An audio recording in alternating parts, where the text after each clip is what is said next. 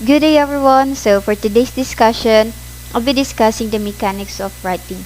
Actually, this is the continuation of my groupmate, Miss Manilyn Martirillas, which she discussed the issues of invented spelling.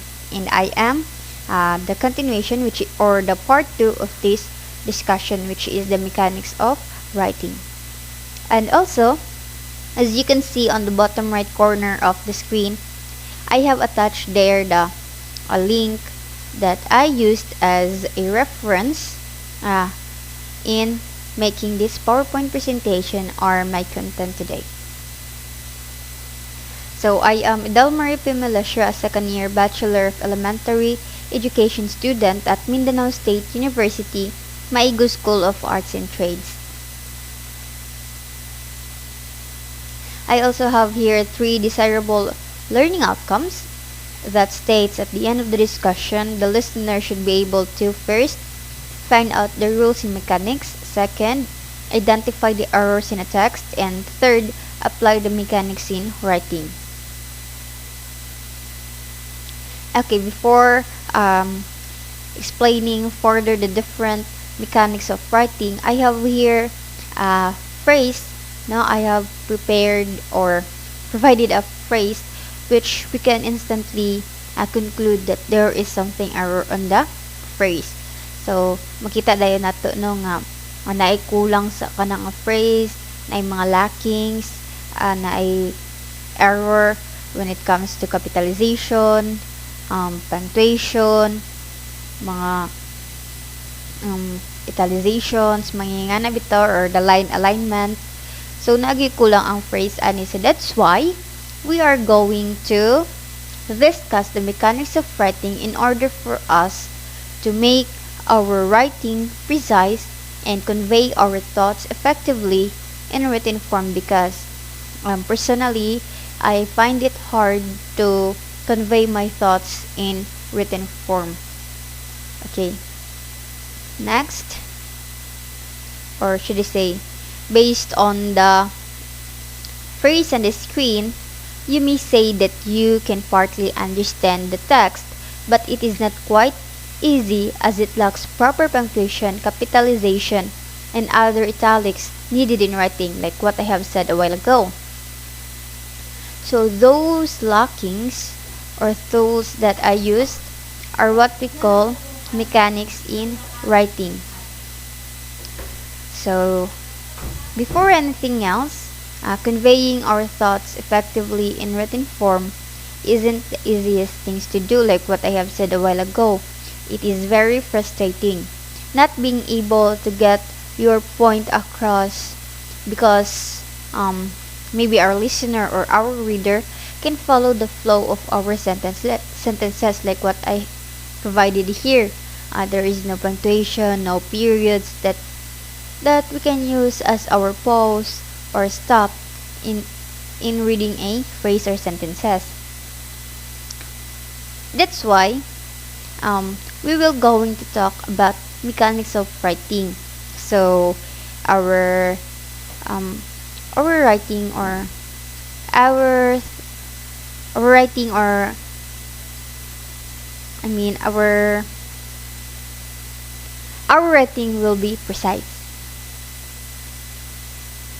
So the key points that we are going to talk today is the mechanics in writing.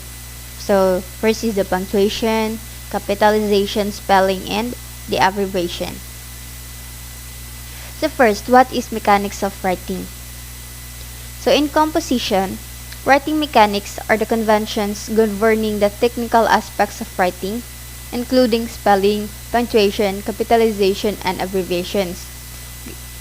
Getting your main points together can be a challenge, and one solution is to put together a draft of main ideas before writing.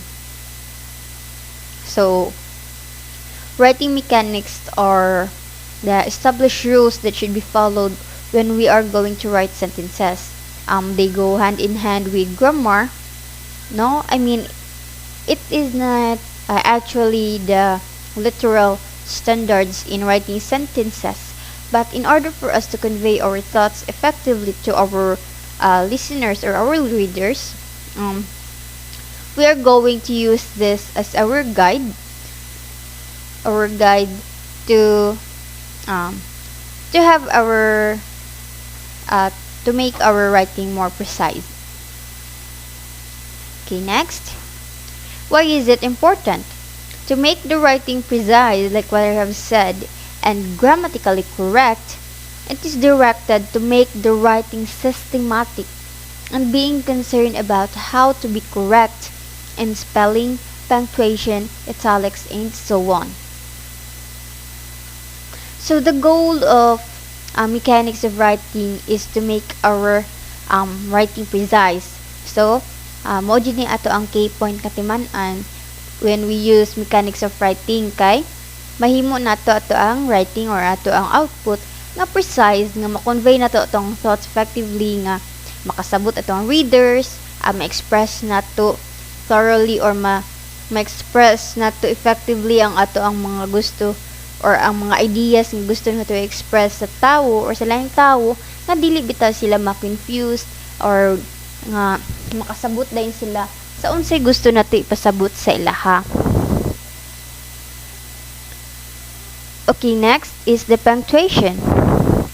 So punctuation, there is a joke, no? It is like it is more likely an ad-lib. So, but it is still in relation with the punctuation. So there is a joke that can easily convey the importance of proper punctuation. The difference between let's eat Fred, so the comma there is after the word eat, and the second sentence is let's eat Fred. There is no comma at all. So in a simple comma, no, nga error in a comma or error in using comma, it changes the meaning significantly. So like for example, the first one that I mentioned is one is a dinner invitation and the second one is cannibalism. For example, let's at Fred, kan undo nimo si Fred, and the first one was nag-invite nito siya mugkaon nga let's at Fred, mga na ta Fred, ano bitaw? So using the correct punctuations gives you the ability to convey your ideas to the reader exactly as you intended. Punctuation may be small or maybe a small part of the sentence as a whole, but it definitely has a big impact. Okay, so the first one is use a comma to separate items in a series. A series is made up of 3 or more nouns, verbs, modifiers, or phrases. So you should place a comma between the last two, although some writing style guidelines now omit this comma. In academic culture, we still use the serial or Oxford comma, so even punctuation rules have rhetorical context. In some situations, you may not use the serial comma, but in academic writing, you should, as illustrated in this example. So the example here is mathematics, science, and English are my favorite subjects in the school. As you can see, there are 3 series, the mathematics, science, and English. As you can see, there is a comma separating the items in a series. Another example, oral communication, blank, EAPP, and 21st century literature are core subject in the senior high school. So there is still a comma that separates the items in a series. Next, use a comma to separate coordinate adjectives. So coordinate adjectives are 2 or more adjectives that equally modify the same noun. So when you are describing something with 2 or more adjectives, you can use a comma between them if those adjectives are coordinating. So they are coordinating if you could place and between them. And between them. You shouldn't put a comma after the final adjective. So what are coordinate adjectives? So coordinate adjectives are 2 or more descriptive words that are placed together to modify a noun. So coordinating modifiers requires a comma to separate them in order of the sentence to make sense. So coordinating adjectives can be switched and the sentence still makes sense. Or coordinating adjectives can have and placed between them and it still makes sense. So I have here two tips. So for the tip number one, if the first adjective modifies an idea or concept expressed by the combination of the noun and the adjective immediately preceding it, do not use a comma between the two adjectives. Tip number two, adjectives describing a noun's age, size, color, or material are rarely coordinate. So I have here a example. The symptomatic COVID-19 patient was rushed to the hospital. So as you can see, I separate using the comma the coordinate adjectives, which is the symptomatic and the COVID-19 positive patient. Okay, next. Use a comma to separate long clauses joined by conjunctions such as by, and, but, or, for, yet, and so, although it is omitted if the clauses are short. So like for example, last week was the birthday of my friend's son. So I prepared to buy a gift to give it to the celebrant. So that is an example for the rule C in using a comma. Okay, letter D. Use commas after introductory clauses, phrases, or words that come before the main clause. So, an introductory clauses or phrases is like a clause, but it doesn't have its own subject and verb. It relies on the subject and verb in the main clause. It sets the stage for the main part of the sentence.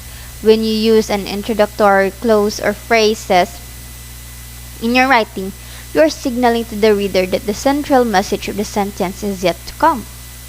So there are several types of introductory phrases, including prepositional phrases and appositive phrases. Sometimes a comma is necessary after an introductory phrase, like what I have done in the examples on the screen. Other times the comma is optional, and there are also times when a comma should not be used. So it is important to note that a comma should always be used if the sentence could be misinterpreted otherwise. Like for example here, while I was waiting for the bus to arrive, comma, suddenly the rain starts to pour. Okay, next. Set of introductory elements, words that introduce a sentence with a comma. Common introductory phrases are participial and infinitive phrases, absolute phrases, non-essential appositive phrases, and long prepositional phrases of 4 or more words. Like for example, being late, comma, I received deduction from my employer.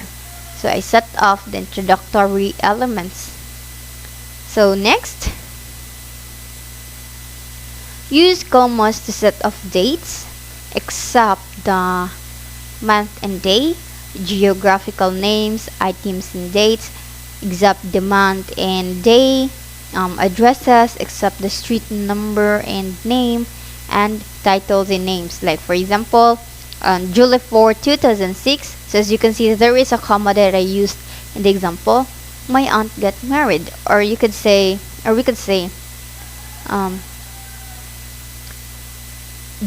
Joseph Cruz, comma, is our newly elected PTA president. So as you can see, there is a comma there. Next, semicolon. A semicolon is a punctuation mark used to separate closely related sentences. It suggests a pause that is stronger than a comma, but not as strong as a period. So semicolons help us to connect closely related ideas when a style mark stronger than a comma is needed. So by using semicolons effectively, we could make our writing sound more sophisticated. Okay. So A. Use a semicolon when you link two independent clauses with no connecting words. So, for example, I am excited to go home and I wanted to stay there for good. Like you can see, there is no connecting words. So, sa mga connecting words, di ba, katong mga and, but. So, as you can see, there is no connecting words sa akong example. That's why I use the semicolon to link two independent clauses. Letter B. Use the semicolon when joining two independent clauses together with one of the following conjunctive adverbs. So, for example, I wanted to go to Boracay. Moreover, I want to see its majestic views. So, kaning mga conjunctive adverbs no kay adverbs that join independent clauses. Like for example, however, moreover, therefore, consequently, otherwise, nevertheless, thus. So, mo ni siya no. So, as you can see on the example on the PowerPoint presentation, after the semicolon, I added a conjunctive adverb rather, which is moreover. Okay, next is the colon. So the colon is used to separate two independent clauses when the second explains or illustrates the first. In such usage, the colon functions in much the same way as the semicolon. But ang colon is strong, but ang semicolon is like kung ug sa characteristic pa ang colon kay strong ug ang semicolon is like moderate usage rather. So use a colon for separating chapter from verse in Bible reference, separating volume from page in bibliography reference, writing a salutatory greeting in professional writing, and giving the time. Example: my favorite verse is John 3:16. As you can see, the colon was used to separate the verse in the Bible. And the second one is an example of salutatory greeting, which is Dear Dr. D. Guzman. So as you can see, I used the colon for the salutatory greeting. Okay, next. Okay, use a colon to introduce a formal list. So, like for example, 3 things I have accomplished today.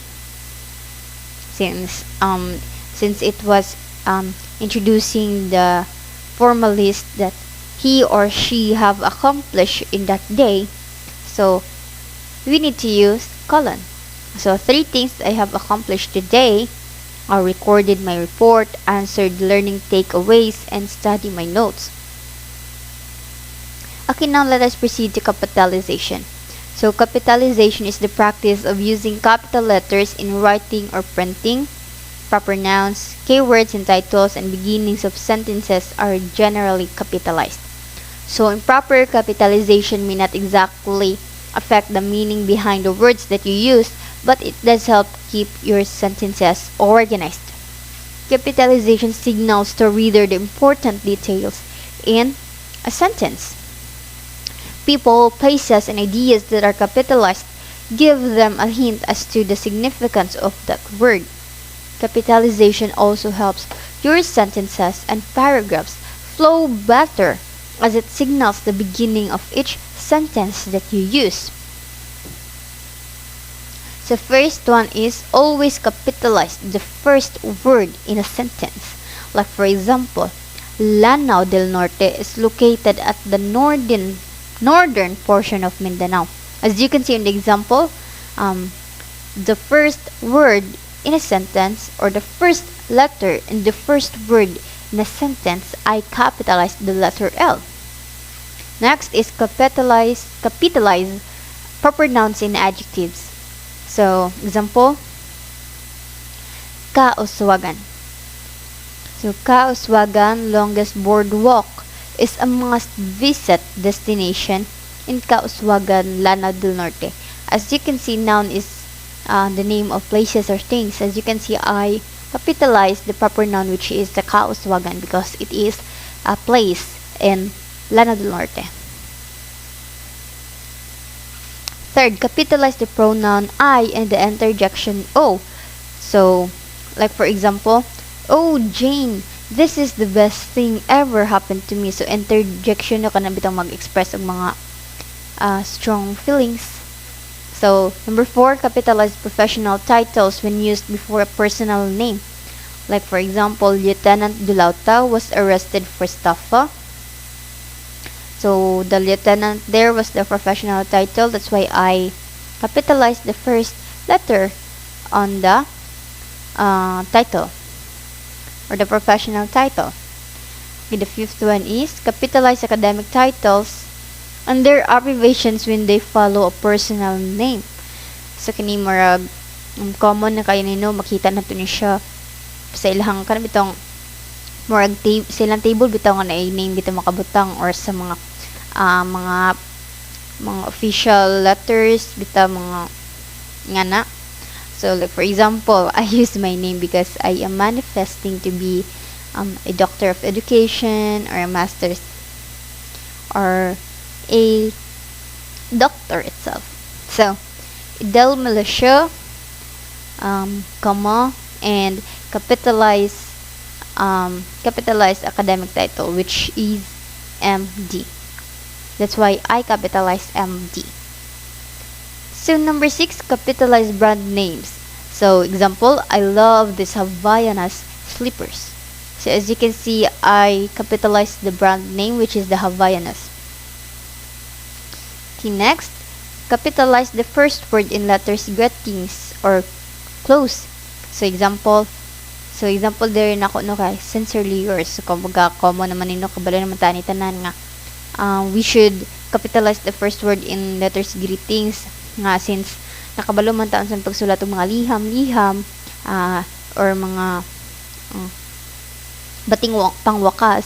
Kabalo na gita nga i-capitalize nato ang first word or ang first letter sa isa ka word when we are going to make a greeting or a closing. So 8, capitalize the days of the week, months of the year, and holidays. Like for example, the ending of classes is in July. So I capitalize the month of the year. My birthday is in December. So that is an example of number 8. Next. Okay, now let us go on the third element for today's content, which is the spelling. So no one really wants to see bad spelling, certainly not a discerning reader. Improper spelling takes away from your work and gives a reader fewer reasons to finish it. Kay based on experience na personally, if nabitaw ko mabasa ang mga books bitaw kanang e-book reader magud ko. Basta na ako mabasa nga e-book kay dili ko ginahon mabasa pag ang spelling bitaw kay dili or kulang-kulang ang spelling or bisan sa text. No, diri abused kay ning spelling diri.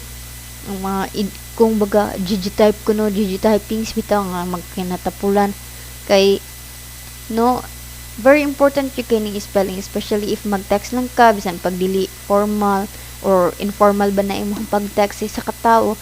Importante jud kayo nga naa jud ning mga mechanics of writing, especially ang spelling. Kay in that way magudnong if you are using correct spelling no or complete spelling sa isa ka word kay dili bitaw nimo malimtan or mas makahinumdum pa ka sa mga spelling bitaw sa isa ka word. So fortunately, most modern text programs have spell checkers that can identify errors. Like for example, sa MS Word, Microsoft Word, diba, sa mga different text program na ano mo pula na atong kuan bitaw. Mo pula na sa MS Word kay nagpasabot nga wrong imong spelling or nag-double spacing naka ana sa imuhang word or document. Okay. So, many learners believe that spelling needs a lot of memorization. American English has a spelling variation compared to British English. So, like for example, in American English, organize. But in British English, they do not use the letter Z, but rather the letter S. So, there is a different spelling variation between the two English or the two types of English. So notice that in the Philippines educational system, we follow American English. So here are some spelling strategies to remember. Some spellings can be remembered by learning a rule I before E. Diba, pinaka-example yung palitan na receive, deceive. So you need to learn, second, you need to learn the phonetic properties so you can spell correctly. Letter C, breaking the words into syllables or smaller sections is one way to learn how to spell. Other words, do not generally follow the spelling patterns, but learning continuously will get you to familiarize uncommon words. So number 4 is the abbreviation. Abbreviations allow writers to shorten long words and phrases and be more concise in writing. Abbreviations are not used correctly, or if abbreviations are not used correctly, readers will not recognize them. Never use abbreviations that aren't familiar to your readers unless you are trying to hide the meaning intentionally. So the best practice would be to use the full title first, followed immediately by the abbreviation. Once this is done, you could use the abbreviation instead. Familiarize your reader with the abbreviations that you use, and don't let them have to wonder what they actually mean. Kay dili ta ginahan nga to ang reader kay ma-confuse pa sila. Unsa pasabot ani nganong wala man ni agibutan sa mga terminologies nga gigamit sa author nganong ni wa man ta kasabot ani grabe to. You need to avoid that one. So that's why kanang imo siging gamiton ang full title first before ka mag-abbreviate sa isa ka word para dili na mag-wonder o dili na mag-instill og confusion sa imong reader ug unsay meaning atong abbreviation. So here are some rules. Only abbreviate well-known terms, so like for example, TV for television. Second, abbreviations that use capital letters are called initialisms. It is required to put period after each letter, like for example, ID, MD, diba? So, third, in formal writing, it is recommended not to abbreviate the dates only if needed, especially when used in table or chart. So, like for example, in dates, no? So, in day, ang abbreviation ana is MON, M-O-N, period. Then, if sa month is, na example, October, OCT, Oct, period. Then, 5. So, next, Latin abbreviation should not be capitalized. So, ang example bitaw aning mga Latin nga abbreviations no kay katubit ang E.G or E period G period. So, kabalo ba mo ang meaning ana is example or for example. So, dapat dili siya i-capitalized. So, di ba mostly nga makikita ta sa itong mga textbook nga naay close parenthesis E.G. That means, for example, and then mostly makita na to nga wala siya nagka-capitalize kay so next example is the I.E. I.E. or I period E period. So it means that in other words or that is. In other words or that is. So dili gyapon na nimo siya i-capitalize. Okay, number 5, eliminating redundancy. Using synonyms and antonyms of words reduces redundancy in sentences. It's not a thing that would really affect the ideas that you want to convey, but it can be off-putting to a reader. Try to limit using similar words, at least in the same sentence or paragraph. If you must repeat words, try to space them out so that they don't seem too jarring. If you run out of synonyms, you could always use the negative of an antonym to convey the same idea. So, dapat you'd know in writing or formal writing kay dapat ito yung i-avoid ang redundancy. Redundancy kaya na itong pagbalik-balik sa mga word nga pagbalik-balik na po ang thought. Sumuka ayon na or I mean, ang mga readers ana sumahan mo basa sa imuhang writing because nagbalik-balik na nagtuyok-tuyok ng imuhang idea katungod sa mga words nga magigamit. So, naako diri kibutang if you must repeat words, try to space them out so that they don't seem too jarring. If you run out of synonyms, you could always use the negative of an antonym to convey the same idea. So, if wala na dyan kayo mahuna-hunaan ng synonym or balik-balik na yun ang synonym ng isa ka word, try to use the negative of an antonym. Pero para, though, opposite na ilahang kuan, ang words or ang idea behind the kuan, kanang words bitaw, like for example, beauty or beautiful, then ay mo gigamit kasi negative of an antonym, like for example, dark, mga nga na bitaw dark. So even though they have different or even though you use negative of an antonym, they still convey the same idea. Okay, so that would be all for today's reporting about the mechanics of writing. I hope that you have learned something about my report today. Thank you very much for listening, and God bless us all.